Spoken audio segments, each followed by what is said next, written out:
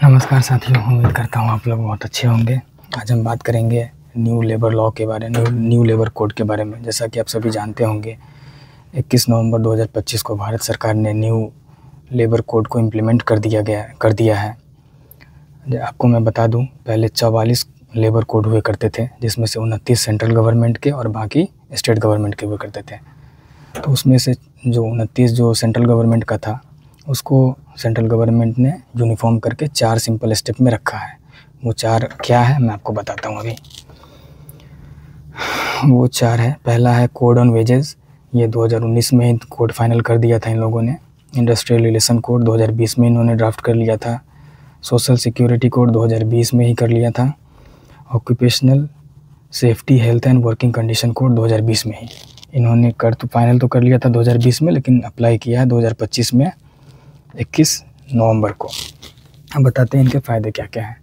पहला फ़ायदा तो ये है कि पहले यदि आपको कोई कंपनी में आप ज्वाइन करते थे तो ग्रेचुइटी मनी था, वो पाने के लिए आपको 5 साल किसी कंपनी को देना होता था। लेकिन उसको अब थोड़ा सा आसान कर दिया गया है। यदि आप किसी कंपनी में 1 साल भी काम करते हो तो ग्रेचुइटी मनी आप ले सकते हो, तो ग्रेचुइटी आपको मिलेगा। दूसरा ये है कि समान काम के लिए समान वेतन दिया जाएगा। इसमें अब कोई भेदभाव नहीं किया जाएगा, या तो पुरुष हो या महिला हो। तीसरा ये है कि अब नाइट शिफ्ट में भी महिलाएं काम कर सकती है, बशर्ते उनको सुरक्षा दी जाएगी। अब उनको बाधित मतलब किसी बंधन में नहीं रखा जाएगा। चौथा ये है कि आप जो है वर्किंग आवर सरकार ने कर दिया है 8 hours to 12 hours per day, with condition ये कि विदिन अ वीक आप 48 आवर्स से ज़्यादा नहीं कर सकते हो। यदि आप 48 आवर्स से ज़्यादा करते हो तो आपको डबल, जो भी आपका बेसिक सैलरी है उसका वो डबल मिलेगा। उस दिन आपको डबल वेतन दिया जाएगा, उस दिन आपको उस एक्स्ट्रा आवर्स के।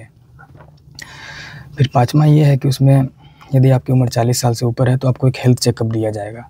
और ऐसे लोग जो थोड़ा सा वो क्या कहते हैं ना, वो हजार्डियस कंडीशन में काम करते हैं, जैसे केमिकल फैक्ट्री होती है, उनमें थोड़ा हेल्थ का ज़्यादा इशू रहता है, तो उनको एक्स्ट्रा जांच चेकअप वगैरह की फैसिलिटी दी जाएगी उनको। उसके बाद क्या है कि न्यूनतम वेतन की गारंटी। तो न्यूनतम वेतन की गारंटी में भी कुछ क्लियर नहीं हो पाया है कि कितना है, मगर पहले जो चल रहा था, जो रिपोर्ट है उसमें हमने देखा 375 पर डे का न्यूनतम वेज की गारंटी थी। लेकिन इस वाले में कुछ बढ़ा के ही होगा, वो अभी क्लियर नहीं है। वो जैसे ही मुझे पता चलेगा मैं आपसे शेयर करूँगा। उसके बाद है कि नियुक्ति पत्र का अनिवार्य होना। मतलब आप किसी कंपनी को ज्वाइन करते हो तो ऑन पेपर आपको ज्वाइन करवाया जाएगा, आपको ऑन बोर्डिंग कराया जाएगा, आपको ऑफ़र लेटर दिया जाएगा, सारा डिटेल्स आपके पास इन रिटन होगा।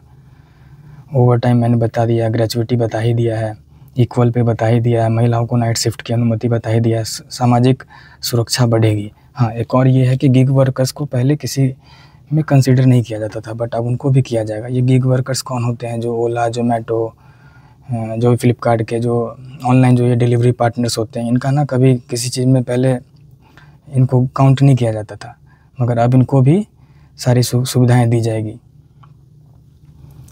जी। जैसे कि इनको पेंशन, बीमा, सिक्योरिटी, ये सब इनको भी दी जाएगी। अब इंश्योरेंस वगैरह दी जाएगी, आपको मैंने बता ही दिया है। लाभ उठाने वाले की संख्या इतना, तो यही है। और एक और बात, और इसको लागू करने के पीछे मोदी सरकार का ये मंशा है कि भारत को ये $5 ट्रिलियन की इकॉनमी बनाना चाहते हैं। तो ये बनेगा कैसे? इन्होंने कुछ नियमों को आसान किया है ताकि ईज़ ऑफ डूइंग बिजनेस को बढ़ावा मिले, स्टार्टअप्स खुलें, आसानी से ऑन पेपर हर चीज़ आपको अप्रूवल मिल जाए, जल्दी से आसानी से आपको लेबर मिल जाए ताकि आप काम कर सकें।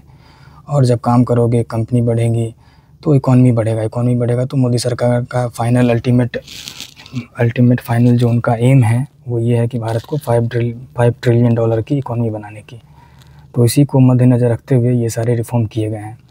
आपको ये कैसा लगा रिफ़ॉर्म ज़रूर बताना। आप भी, मैंने आपको एक छोटा सा निचोड़ बता दिया है, बाद बाकी मैं उसमें जो भी है डिटेल में आपको अपलोड कर दूँगा।